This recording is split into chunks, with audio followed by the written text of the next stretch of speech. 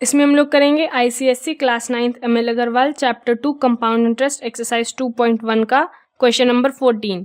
Question number 14 है the simple interest on a certain sum of money for 2 year at 10% per annum is 1600। मतलब जो simple interest है हम लोग का 2 ईयर का वो है 1600।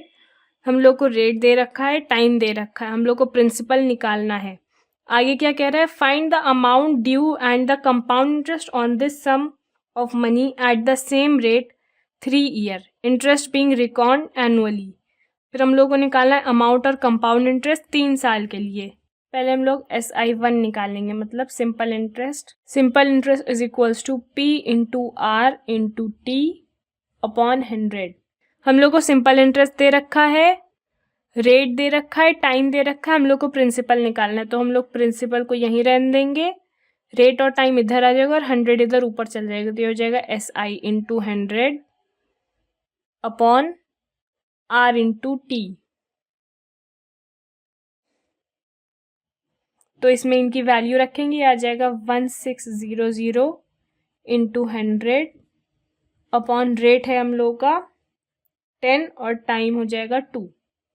ये ज़ीरो कट गया, 2 की टेबल में 16 8 टाइम्स आता है तो ये हो जाएगा 800। तो हम लोग का जो प्रिंसिपल आया है वो आया है 8000 रुपीज़।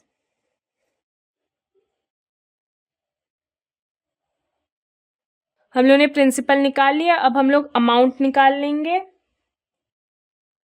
अमाउंट आ जाएगा हम लोग का प्रिंसिपल 1 प्लस R अपॉन 100 की पावर n।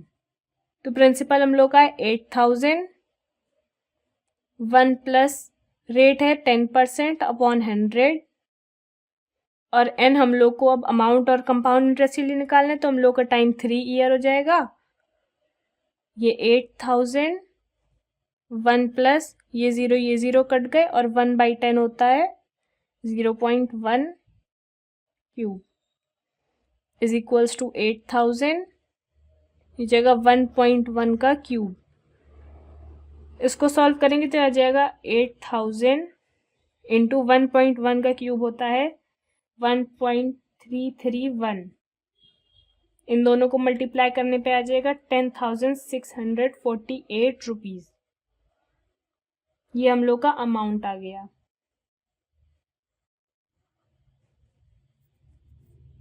हम लोग ने अमाउंट निकाल लिया। अब हम लोग से कंपाउंड इंटरेस्ट भी पूछा तो हम लोग अमाउंट का यूज़ करके कंपाउंड इंटरेस्ट निकाल लेंगे। अमाउंट कंपाउंड इंटरेस्ट का फॉर्मूला था अमाउंट माइनस प्रिंसिपल। अमाउंट हम लोग का है 10,648, प्रिंसिपल है हम लोग का 8000, माइनस करने पे आया 2,648 रुपीज़।